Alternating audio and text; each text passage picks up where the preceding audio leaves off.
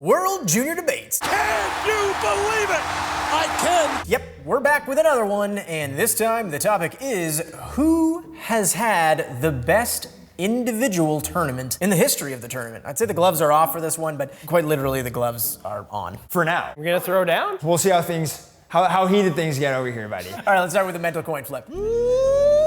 Jesse. Was it heads or tails? Because in my head it was heads. I can't tell you that. Then it was tails. Look, I mean, if you want to look at an individual performance from a tournament, it's got to be Peter Forsberg in 1993. 31 points in 7 games is just nuts. That will never be touched in any World Juniors, any sort of international tournament. That one's easy, but I'm going to go with a bit of a different route. You know, that's kind of my 1A answer. My 1B answer has got to be hear me out here. Jonathan Toews in 2007. He still managed, I think he had 4 goals and 3 assists by the end of the tournament. Jordan Eberle's goal, very clutch, but I mean, the shootouts. The amount of pressure for a kid of that age to go out 3 times, score on every single one of them. Unbelievable.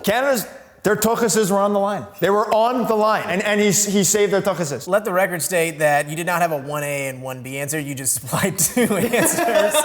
Luca, if you could provide one, that'd be nice. I'll provide one, I'll provide a counter as well, if I may. Honorable Judge Z. Not a judge. I don't like the 1A answer of Forsberg just because it's like, okay, everyone's gonna bring up the 20-1 game against Japan, but also like, hockey was so different back then, like watching those highlights, no wonder he scored that many points. Like the goalies didn't know how to play hockey. Let's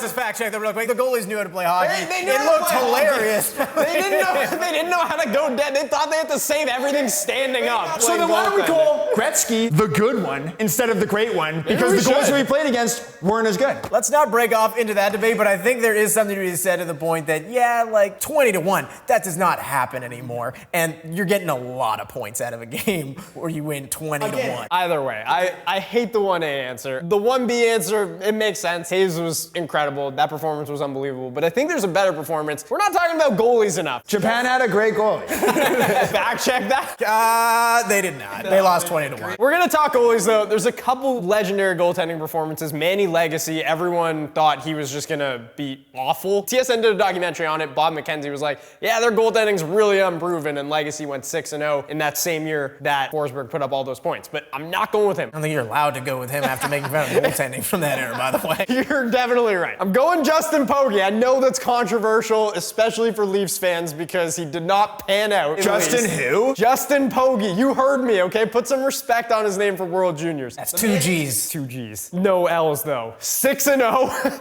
3 shutouts. No one has had more than 3 shutouts in a single tournament. A goals against average of 1, save percentage of .952, and shutouts in both the semis and the finals against Finland and Russia. So when it came time to make saves in the most important games of the tournament, he showed up and delivered. Doesn't get much better than that. You know what? I'm surprised you went with a goalie, but I might be more surprised that you didn't mention Eberle at all. In fairness, I did mention Jordan Eberle, and I did put some respect on his name.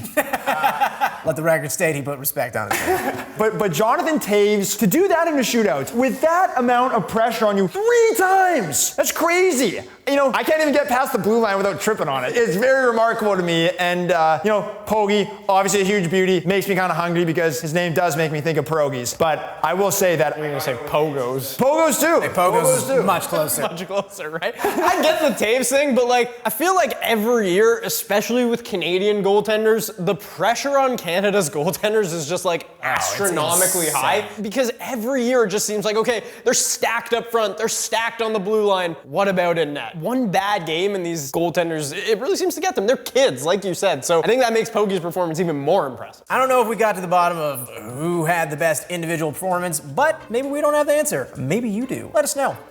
The gloves are off.